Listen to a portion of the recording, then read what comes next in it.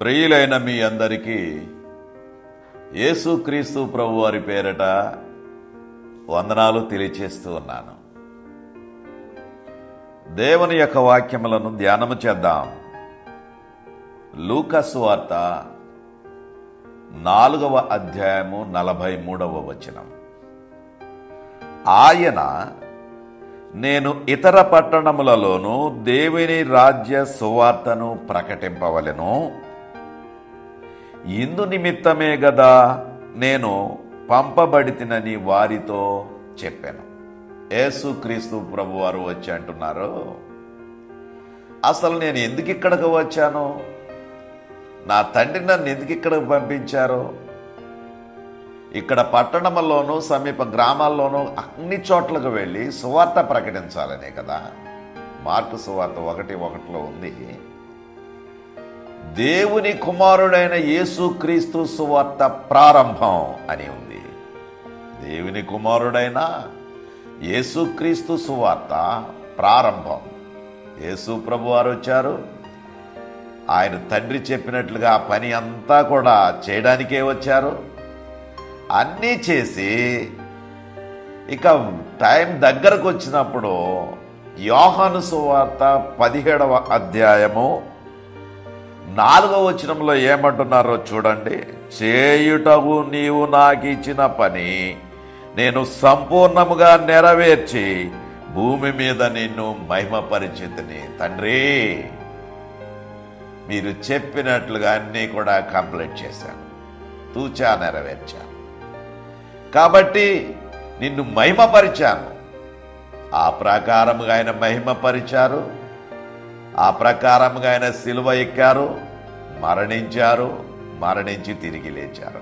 తిరిగి లేచిన తర్వాత ఏమన్నారు? మీరు సర్వలోకానికి వెళ్ళి సర్వ సృష్టికి సువార్తను ప్రకటించండి. ఓకే, అది ఇంకా అక్కడ నుండి ఎంతమందో సువార్త ప్రకటిస్తూ ప్రకటిస్తూ ప్రకటిస్తూ వస్తూ ఉన్నారు. అందులో నేను చిన్నవాడిగా, కొద్దివాడిగా, నేను కూడా ఒకటిగా ఆయన సువార్త ప్రకటిస్తూ మీ దగ్గరికి వచ్చాను. సరే, ఇక్కడి నుంచి మన పౌలు గారు ఆయన సువార్త నిమిత్తం ఎలా ప్రయాసపడుతున్నారో చూద్దాం.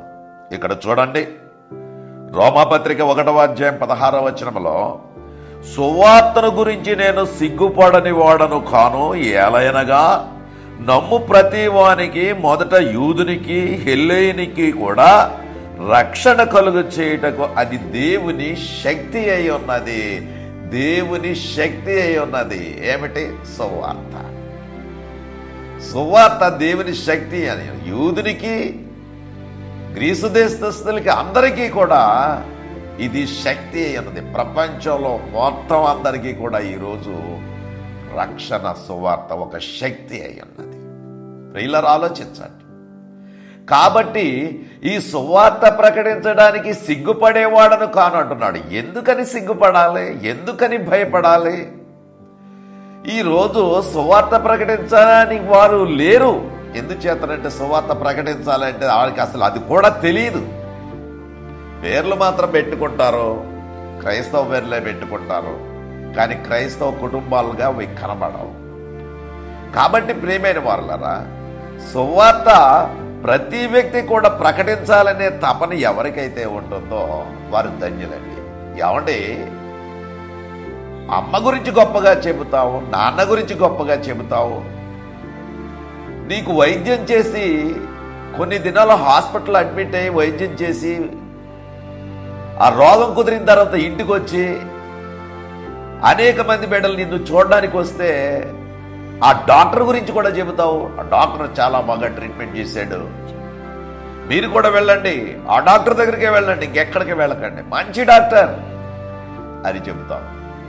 అమ్మ గురించి చెప్పావు, నాన్న గురించి చెప్పావు, నీ బంధువులు ఎవరైనా మంచిగా ఉంటే వారి గురించి చెప్పావు. నీకు ఎవడైనా ఒక 10,000 ఇస్తే ఆ 10,000 నువ్వు నాకు ఇవ్వవసరం వద్దులే అంటే వాడి గురించి మరీ బాగా చెబుతావు. చూడండి, మనిషి ఇంతమంది గురించి, మేలు చేసిన ప్రతి వాడి గురించి చెబుతూ నిన్ను నరకానికి పోయేటటువంటి స్థితి నుండి తప్పించి నీ కొరకు ప్రాణం పెట్టి చనిపోయి తిరిగి లేచి పరలోకానికి వెళ్ళి అక్కడ ఉండి అక్కడికి మనందరినీ రమ్మంటూ పరిశుద్ధంగా బ్రతకమంటూ చెబుతూ నిత్య జీవమిచ్చేటటువంటి ఆ ప్రభువుని కొరకు, ఆ నిత్య జీవము పొందుకోని నువ్వు బ్రతుకుతున్నటువంటి నువ్వు ఆ ప్రభువు కొరకు జీవించేవాడుగా ఉండకపోతే, ఆయన గురించి సువార్త ప్రకటించకపోతే, నువ్వు రక్షించబడిన తీరు ప్రకారముగానే మిగతా వారిని కూడా రక్షించాలనే తపన నీలో లేకపోతే, నీకు సిగ్గుంది, లేకపోతే భయం ఉంది, అసలు ప్రభువుని గురించి ఎత్తితేనే బాధ ఉంది, అందుచేతే నువ్వు సువార్త ప్రకటించడానికి ఇష్టపడటం లేదు. ఇక్కడ చూడండి, ఆయన అంటున్నాడు, ఏ విధముగా మాట్లాడుతున్నాడో చూడండి.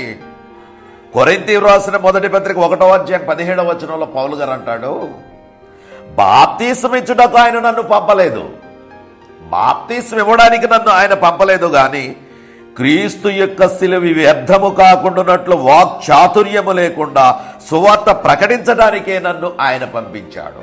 వాక్చాతుర్యము లేకుండా. ఏమండి, యేసుక్రీస్తు సువార్త ప్రకటించడానికి గాని, యేసుక్రీస్తుని చెప్పడానికి గాని చదువు అవసరం లేదు, వాక్చాతుర్యం అవసరం లేదు, మర్మం ఏదో చెప్పాలంత జ్ఞానం అవసరం లేదు. నీవు రక్షించబడ్డావు గనుక, నీవు ప్రభువులో ఉన్నావు గనుక, నీవు ప్రభువులో నడిచే తీరు నీకు తెలిసిన విధంగా, నీకు వచ్చిన విధంగా ఎదుటివారికి చెప్పి ప్రభువులోనికి నడిపించు. అది ఆ భారం ప్రతి ఒక్కరికి ఉంటుంది. అదే అంటున్నాడు పౌలు. అదే ఆ విషయాన్ని, బాప్తీసం ఇవ్వడానికి నన్ను పంపలేదు గాని క్రీస్తు యొక్క శిలువ వ్యర్థము కాకుండానట్లు వాక్చాతుర్యము లేకుండా సువార్త ప్రకటించడానికే నన్ను పంపించాడు. నేను 8వ తరగతి చదువుతున్నాను. అప్పట్లో సకినేటిపల్లి అని లోదరన్ హై స్కూల్లో 8వ తరగతి చదువుతున్నాను. ఆ స్కూల్లో చదువుతూ ఉన్నప్పుడు మా నాన్నగారు రక్షించబడిన కొత్త దినాల్లో మొదట్లో ఆయన సైకిల్ వేసుకొని, సైకిల్కి హ్యాండ్ మైక్ పెట్టుకొని, ఆ హ్యాండిల్ దగ్గర ఒక ఫోను, ఒక మౌత్ ఇలా దగ్గరకు ఉండేలాగా పెట్టుకొని మా స్కూల్ దగ్గరకు వచ్చేసి అక్కడ సువార్త ప్రకటిస్తున్నాడు ఆయన. అప్పుడు సువార్త ప్రకటించేసరికి స్కూల్ పిల్లలందరూ కూడా వచ్చేసి ఆయన దగ్గర ఉన్నారు, ఇంకా చుట్టుపక్కల వాళ్ళు ఉన్నారు.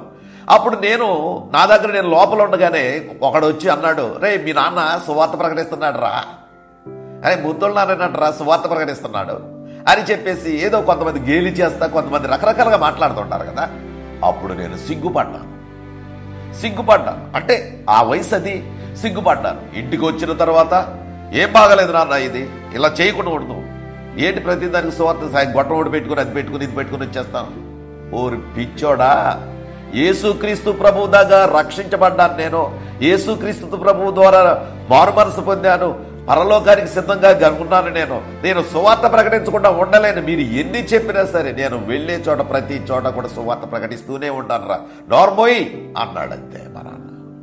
ప్రియులరా, ఆలోచన చేయండి, ఆ విధంగా ఉంటుంది. సో అప్పట్లో నాకేమనిపించలేదు, మళ్ళీ ఇప్పుడు నాకు అనిపిస్తుంది, బ్రతకడం అయితే క్రీస్తు కోసమే బ్రతకాలి, చేస్తే దేవుని కోసమే చనిపోవాలి. ఆయన సువార్త ప్రకటించాలి, సువార్త ప్రకటించకుండా ఉండలేదు. అందుకే పౌలు గారు కూడా ఏమంటున్నాడు చూడండి, కొరింథీయులకు రాసిన మొదటి పత్రిక 9వ అధ్యాయం 16వ వచనంలో, నేను సువార్తను ప్రకటించుచున్నాను, నాకు అతిశయ కారణము లేదు, సువార్త ప్రకటించవలసిన భారము నా మీద మోపబడి ఉన్నది. అయ్యో, నేను సువార్త ప్రకటించకపోయిన ఎడల నాకు శ్రమ. చూసారా, నేను సువార్త ప్రకటించేస్తున్నాను, అబ్బో నేను చాలా గొప్పవాడిని, ఇటువంటి దాని మీద నేను అతిశయపడడానికి వీలు లేదు. నేను దాని గురించి అతిశయపడను, కానీ సువార్త ప్రకటించవలసిన భారం నా మీద ఉంది, సువార్త ప్రకటించవలసిన భారము నాకు ఉంది. అందుకే సువార్త ప్రకటించకుండా నేను ఉండలేను. సువార్త ప్రకటించకపోతే నాకు శ్రమ. ఇలా ఆలోచించండి, సువార్త ప్రకటించకపోతే శ్రమ. ప్రియమైన వారలారా, బాధను అర్థం చేసుకోండి, ప్రకటించండి, ప్రకటించండి, ప్రకటించండి, దేవుని సువార్త ప్రకటించండి. ఎంత గొప్ప ధన్యత, ఎంత గొప్ప ధన్యత. ఆ విధముగా ఆయన ఒక గురి కలిగి సువార్త ప్రకటించడానికి వెళ్తున్నాడు. అందు గురించి ఆయన తెలిసిందే చెబుతున్నాడు. అక్కడ చూడండి, కొరింథీయులకు రాసిన మొదటి పత్రికలో, కొరింథీయులకు రాసిన మొదటి పత్రిక 1వ అధ్యాయం 17వ వచనంలో, 22-23 వచనాల్లో చూద్దాం. మొదటి పత్రిక 22-23 వచనాల్లో, యూదులు సూచక క్రియలు చేయమని అడుగుతున్నారు, గ్రీసు దేశస్థులు జ్ఞానమును వెతుకుచున్నారు, నేనైతే సిలువ వేయబడిన క్రీస్తును ప్రకటించుచున్నాము. మేమైతే సిలువ వేయబడిన క్రీస్తును ప్రకటించున్నాము. యూదులు సూచక క్రియలు, అది చేయండి, ఇది చేయండి, అది చేయండి, ఇది చేయండి అని యూదులు అడుగుతున్నారు. గ్రీసు దేశస్థులు, మా జ్ఞానం చూడండి, దీంట్లో ఉన్న జ్ఞానం చూడండి, ఏ విధంగా ఆ జ్ఞానం కోసం వాళ్ళు వెతుకుతూ ఉన్నారు. అయితే మేము సిలువ వేయబడిన క్రీస్తును ప్రకటిస్తున్నాం, సిలువ వేయబడిన క్రీస్తును ప్రకటిస్తున్నాం. ప్రియ తమ్ముడు, చెల్లి, ప్రకటిస్తున్నావారా నువ్వు? అమ్మా, ప్రకటిస్తున్నావమ్మా? ప్రకటించండర్రా, మనకు బహుమానాలు ఇస్తాడు దేవుడు. మనం అక్కడికి వెళ్ళిన తర్వాత ఆయన హక్కును చేర్చుకుంటాడు. బలా బలా నమ్మకమైన నా పిల్లలారా, ఆ దినము కోసమే ఎప్పుడు కూడా మనము ఆయన దగ్గరకు వెళతాము. ఆయన మనల్ని మెచ్చుకుంటాడు, ఆయనకు మనకు జీవ కిరీటం ఇస్తాడు, ఆయన ప్రక్కన కూర్చోబెట్టుకుంటాడు అనే గురి. ఒక్క ఆత్మను నీ జీవితంలో రక్షించావా? నీవు రక్షించబడ్డావు సరే, నీవు రక్షించబడిన తర్వాత కొంతమందిని అయినా ప్రభు వాళ్ళకి సువార్త ప్రకటించాలి కదా. అందుకే సువార్త ప్రకటించకపోతే నాకు శ్రమ అంటున్నాడు. అప్పట్లో కూడా ఇర్మియా గ్రంథంలో చూడండి, ఇర్మియా గ్రంథంలో 20వ అధ్యాయం 9వ వచనంలో, ఆయన పేరు నేను ఎత్తను, ఆయన నామమును బట్టి నేను ప్రకటింపను అని నేను అనుకుంటున్నా. ఆయన పేరు ఎత్తను, ఆయన నామమును బట్టి ప్రకటింపను అని నేను అనుకున్నానా? నా హృదయములో అగ్నివలే మండుచు, నా ఎముకలలోనే మూయబడినట్లున్నాయి, ఉక్కిరి బిక్కిరైపోతున్నాను. సువార్త ప్రకటించకూడదని అనుకున్నానా? శ్వాస ఆడటం లేదు. ఏదో కొరత. కొంతమందిని చూస్తూ ఉన్నప్పుడు పని లేదండి బాబు, ఏం బాగలేదండి ఒంట్లోను అంటే. పని ఉంటేనే అతనికి బాగుంటుంది. రోజు పనికి వెళితే 4 నరాల్లో నడుస్తూ ఉంటాయి కాబట్టి ఆరోగ్యంగా ఉంటాడు. 2 రోజులు 3 రోజులు పని మానేస్తే ఆయనకి ఏదో ఇబ్బంది వచ్చేస్తుంది, ఆయాసం వచ్చేస్తుంది, కొంచెం నీరసంగా ఉంటాడు. ఏం బాగట్లేదండి, పనికి వెళ్ళిపోతేనే బాగుంటుంది నాకు. అవును కదా. సువార్త ప్రకటిస్తేనే బాగుంటుంది ఆరోగ్యం, సువార్త ప్రకటించకపోతే బాగోదు. ఇప్పటికి 5 నెలలు అయిందండి మీరు సువార్త ప్రకటించి. ఈ కరోనా వచ్చినప్పటి నుంచి కూడా బయటికి వెళ్ళి సువార్త ప్రకటించడం లేదు. మా సహోదరులందరూ కూడా బాధపడిపోతున్నారు. అన్న ఏం బాగోటం లేదన్నా, ఏం చేయాలన్నా, అసలు ఈ సువార్త ప్రకటించకుండా ఉండేటువంటి స్థితి ఎలా ఉందని చెప్పేసి సహోదరులు కొంతమంది అంటున్నారు. నిజంగా ఎంత ధన్యులంటే, సువార్త ప్రకటించకపోతే నాకు శ్రమ అంటున్నాడు. ఇక్కడేమో ఆయన పేరు ఎత్తను, ఆయన నామమును బట్టి ప్రకటింపనని నేను అనుకుంటున్నా, అది నా హృదయంలో అగ్నివలే మండుచు, నా ఎముకలలోనే మూయబడినట్లున్నది. నేను ఓర్చి విసికి ఉన్నాను, చెప్పకుండా మానలేను. ప్రియమైన వాళ్ళారా, ఆలోచించు. ఇది సువార్త యొక్క భారం. చూడండి, ఇక్కడ పౌలు గారు కూడా ఆ కొరింథీయులకు రాసిన మొదటి పత్రిక 2వ అధ్యాయంలో అంటున్నాడు, సహోదరులారా, నేను మీ యొద్దకు వచ్చినప్పుడు వాక్చాతుర్యముతో గాని జ్ఞానాతిశయముతో గాని దేవుని మర్మమును మీకు ప్రకటించు వచ్చిన వాడను కాను. చూసారా ఈ మాటలు? చూడండి ప్రియమైన తమ్ముళ్ళు, చెల్లెళ్ళు, ఒక్కసారి ఆలోచించండి. ఆయన అంటున్నాడు నేను మీ యొద్దకు వచ్చినప్పుడు వాక్చాతుర్యముతో గాని జ్ఞానాతిశయముతో గాని దేవుని మర్మమును మీకు ప్రకటించుతూ వచ్చిన వాడను కాను. నేను యేసుక్రీస్తును అనగా సిలువ వేయబడిన యేసుక్రీస్తును తప్ప మరి దేనిని మీ మధ్య ఎరుగకుండునని నిశ్చయించుకుంటుని. చూసారా, ఎరుగుందనని నిశ్చయించుకుంటుని, మరియు బలహీనతతోనూ భయముతోనూ ఎంతో వణుకుతోనూ మీ యొద్ద ఉంటిని.